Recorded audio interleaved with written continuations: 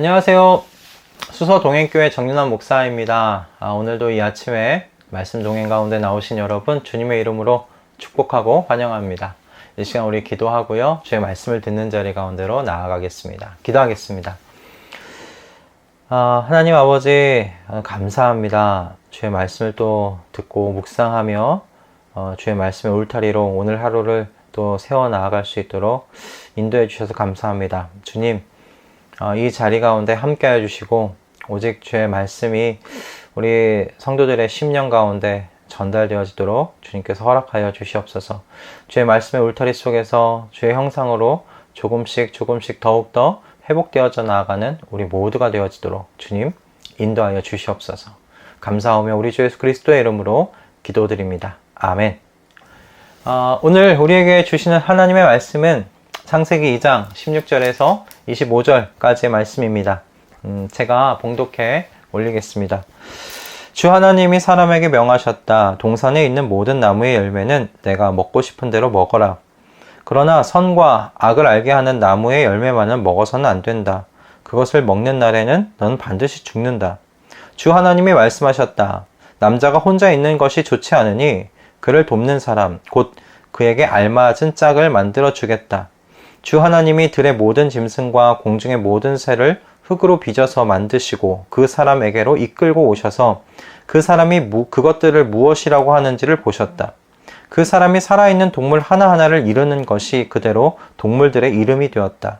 그 사람이 모든 집짐승과 공중의 새와 들의 모든 짐승에게 이름을 붙여주었다. 그러나 그 남자를 돕는 사람 곧 그의 짝이 없었다. 그래서 주 하나님이 그 남자를 깊이 잠들게 하셨다. 그가 잠든 사이에 주 하나님이 그 남자의 갈빗대 하나를 뽑고 그 자리는 살로 메우셨다. 주 하나님이 남자에게서 뽑아낸 갈빗대로 여자를 만드시고 여자를 남자에게로 데리고 오셨다. 그때 그 남자가 말하였다. 이제야 나타났구나 이 사람. 뼈도 나의 뼈, 살도 나의 살. 남자에게서 나왔으니 여자라고 부를 것이다. 그러므로 남자는 아버지와 어머니를 떠나 아내와 결합하여 한 몸을 이루는 것이다. 남자와 그 아내가 둘 다 벌거벗고 있었으나 부끄러워하지 않았다. 아멘. 여러분, 세상에서 복 받기 싫어하는 사람들이 있을까요? 아마 없을 겁니다. 저도 복 받기를 좋아합니다. 저도 복 좋아합니다. 그런데 대부분의 사람들이 복 받기를 좋아하지만 하나님을 주인의 자리에, 그리고 나는 그 하나님 밑에 종의 자리에 이렇게 그 순서로 서 있는 것, 그 순서로 살아가는 것 불편해하고 좋아하지 않아 보입니다. 그러나 여러분, 우리가 하나님은 하나님 자리에, 사람은 사람의 자리에 있을 때 복을 받을 수 있다는 사실을 오늘 본문을 통해서 좀 볼 수 있습니다. 그 순서가 지켜져야 돼요. 여러분, 사람은 복을 받아야 살 수 있는 존재로 창조되었습니다. 그것을 우리는 창세기 1장 28절에서 좀 살펴볼 수가 있어요. 하나님이 그들에게 복을 베푸셨다라고 되어 있습니다. 이 창세기 1장 28절의 이 말씀은 하나님께서 하나님의 형상으로 사람들을 창조하시고 난 뒤에 가장 먼저 사람에게 하신 하나님의 행위이십니다. 그 행위가 무엇인가? 복 주셨다는 거예요. 사람들에게 복을 주셨다는 거예요. 하나님께서 사람을 창조하시고 가장 먼저 하신 게 복을 주셨다라는 것입니다. 사명을 먼저 주신 것이 아닙니다. 그런 걸, 이런 순서를 통해 볼 때 사람은 복을 받아야 살 수 있는 존재라는 것을 생각해 볼 수가 있어요. 그런데 이 28절의 말씀을 보면 복의 이 방향이 보입니다. 하나님이 그들에게 복을 베푸셨다. 그러니까 하나님이 주어요. 하나님이 근거예요. 하나님이 근원이에요. 하나님에서부터 복이 흘러내려온 것을 보게 됩니다. 누구에게요? 사람에게 말입니다.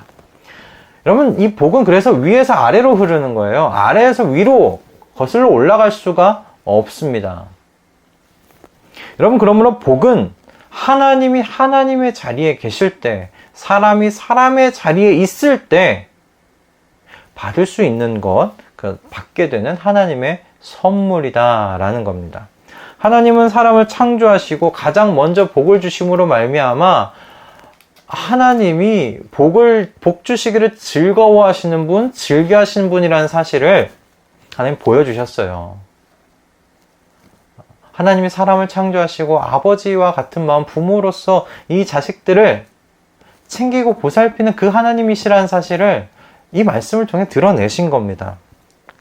이런 복의 흐름을 보았을 때 여러분, 선악과는 사람의 자유를 억압하는 어떤 그런 것이 될 수 없죠. 하나님의 우리를 향한 어떤 테스트가 될 수 없습니다.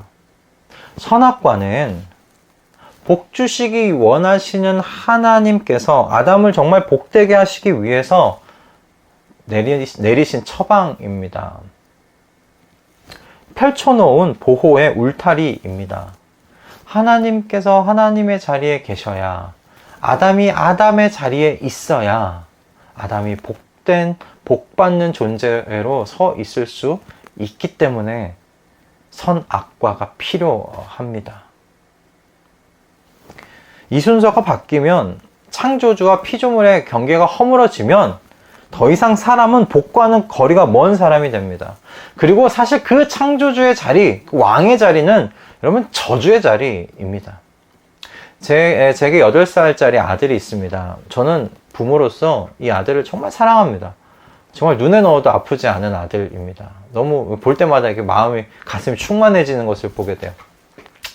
근데 이 아들이 어느 날 제게 와서, 아버지, 제가 이제 오늘부터 아버지의 자리를, 아버지 역할을 해보겠습니다. 부모의 역할을 해보겠습니다. 제가 여기서 한번 가정에서 그런 자리를 한번 해보겠습니다. 역할을 해보겠습니다. 여러분, 그 자리가 이 8살짜리 아들에게 복된 자리겠습니까? 저주의 자리겠습니까? 저주의 자리죠. 이 아들이 어떻게 혼자 먹을 거 다 챙겨 먹으면서 옷 입고 그 계절에 따라서 옷이 어디 있는지 어떻게 알며 그걸 다 끄집어내서 그 계절에 맞춰서 자신이 옷을 챙겨 입고 어떻게 그러겠습니까?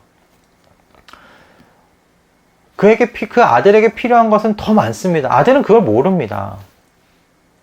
결핍이 일어날 수밖에 없어요. 그러므로 여러분, 아들에게 이 아버지의 자리, 부모의 자리는 저주입니다. 축복이 될 수가 없습니다. 마찬가지가 아니겠나 싶습니다.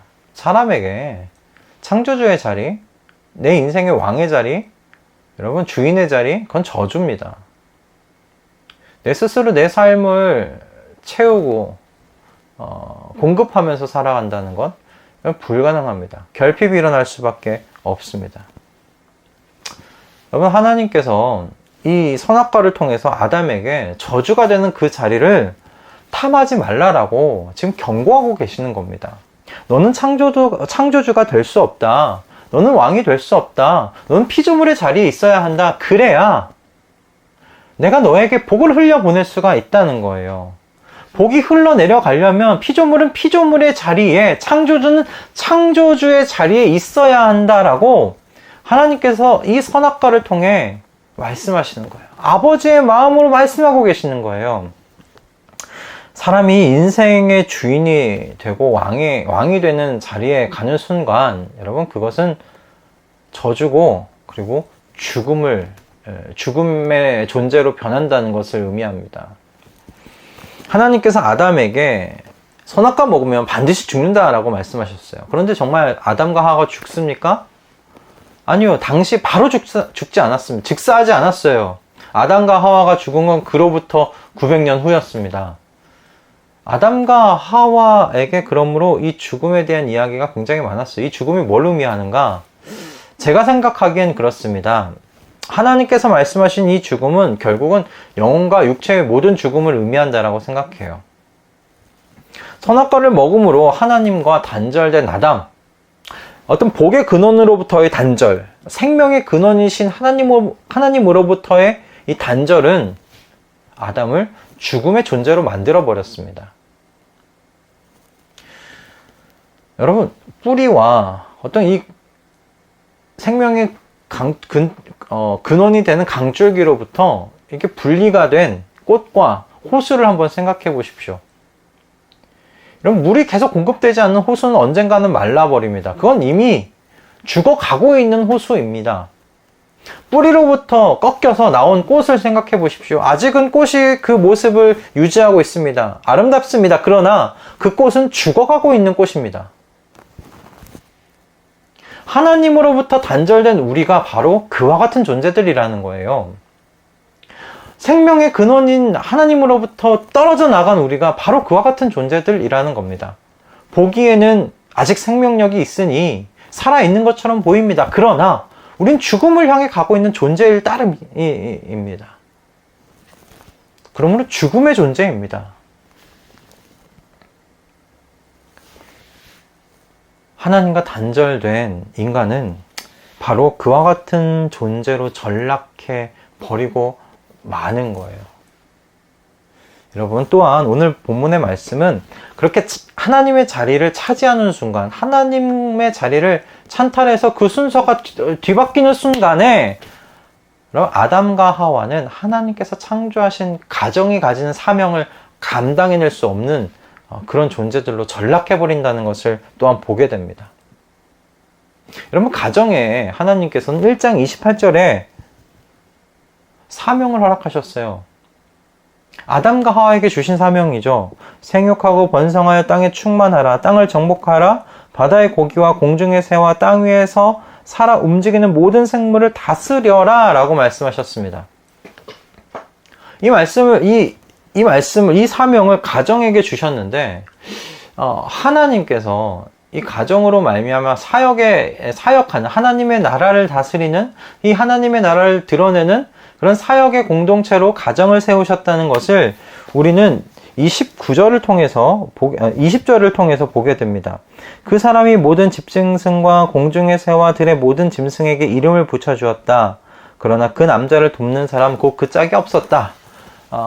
아담이 다스리는 이 역할을, 이 사명을 수행하고 있었어요.